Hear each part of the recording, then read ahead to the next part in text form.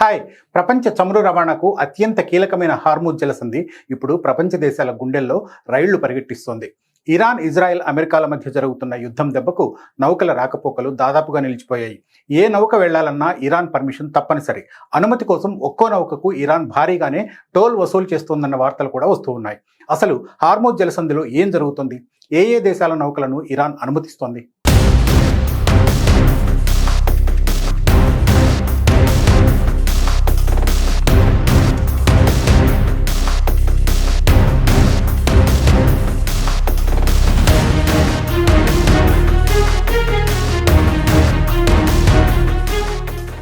ప్రపంచంలోని 20% చమురు, గ్యాస్ రవాణా జరిగే హార్మూజ్ జలసంధి ఇప్పుడు పూర్తిగా తెరిచిలేదు. అలాగని మూసేసి కూడా లేదు. ఇరాన్ యుద్ధం కారణంగా అత్యంత కీలకమైన ఆయిల్ చోక్ పాయింట్ గుండా నౌకల రవాణా అమాంతం పడిపోయింది. రవాణా ఖర్చు పెరగడంతో పాటు తీవ్ర అనిశ్చితి నెలకొంది. దీని ఫలితంగా ప్రపంచవ్యాప్తంగా చమురు ధరలు 40% పైగా పెరిగాయి. సహజ వాయువు ధరలు గరిష్ట స్థాయికి చేరుకున్నాయి. యుద్ధం సృష్టిస్తున్న ఆర్థిక భారాన్ని ఇప్పుడు ప్రపంచం మొత్తం చూస్తోంది. ఈ జలసంధి కేవలం 33 కిలోమీటర్ల వెడల్పు మాత్రమే ఉండడంతో ఇరాన్ జలాలను దాటకుండా ఏ నౌక ముందుకు వెళ్లలేని పరిస్థితి నెలకొంది. 4వ వారానికి చేరుకున్న ఈ యుద్ధంలో ఇరాన్ తన వ్యూహాన్ని మార్చింది. జలసంధిని మూసివేయకుండా కేవలం తన షరతులకు అంగీకరించిన మిత్ర దేశాల నౌకలను మాత్రమే అనుమతిస్తోంది. పర్మిషన్ లేకుండా వెళ్లే నౌకలపై తీవ్ర స్థాయిలో విరుచుకుపడుతోంది. ఇప్పటికే అనుమతి లేకుండా ప్రవేశించేందుకు ప్రయత్నించిన సుమారు 20 నౌకలపై ఇరాన్ దాడులు చేసింది. కేప్లర్ అనాలిసిస్ ప్రకారం మార్చిలో ఇప్పటి వరకు కేవలం 138 నౌకలు మాత్రమే ఈ జలసంధిని దాటాయి. అంటే రోజుకు 5-6 నౌకలు మాత్రమే వెళ్తున్నాయి. యుద్ధానికి ముందు రోజుకు 140 నౌకలు వెళ్లేవి. ప్రస్తుతం రవాణా ఏకంగా 95% పడిపోయింది.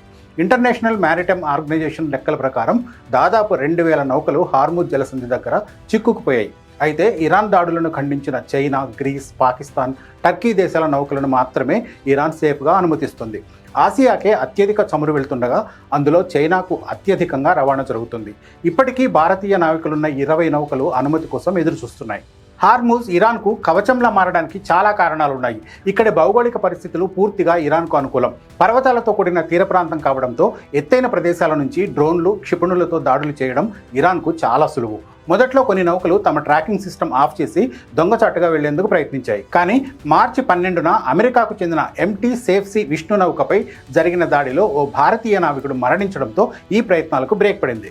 ఇక హార్మూజ్ గుండా నౌకలను అనుమతించేందుకు ఇరాన్ భారీగా టోల్ వసూలు చేస్తోందని ఇరాన్ వ్యతిరేక మీడియా చెబుతోంది. ఇందులో వాస్తవం ఎంతుందో తెలియదు కానీ ఇస్లామిక్ రెవల్యూషనరీ గార్డ్స్ కార్ప్స్ ఆధ్వర్యంలో ఈ తతంగం నడుస్తోందట. ఒక్కో భారీ నౌక సురక్షితంగా వెళ్లేందుకు దాదాపు $2 మిలియన్ అంటే సుమారు 18 కోట్లు వసూలు చేస్తోందని సమాచారం. మిడిల్మెన్ ద్వారా డాక్యుమెంట్లు సమర్పించి చైనా కరెన్సీ యువాన్లో ఫీజు చెల్లిస్తేనే నౌకలకు కోడ్ ఇస్తున్నారు. ఆ తర్వాతే ఇరాన్ పెట్రోలింగ్ బోట్ల ఎస్కార్ట్తో నౌకలు జలసంధిని దాటుతున్నాయి. ఈ టోల్ ఫీజుల వ్యవహారంతో పాటు ఇన్సూరెన్స్ కంపెనీల భయాలు గ్లోబల్ రవాణా రంగంపై తీవ్ర ప్రభావం చూపిస్తున్నాయి. దాడుల భయంతో వార్ రిస్క్ ప్రీమియం అమాంతం పెరిగిపోయింది. గతంలో 0.25% ఉన్న ఈ ప్రీమియం ఇప్పుడు ఏకంగా 3 నుంచి 7.5% చేరింది.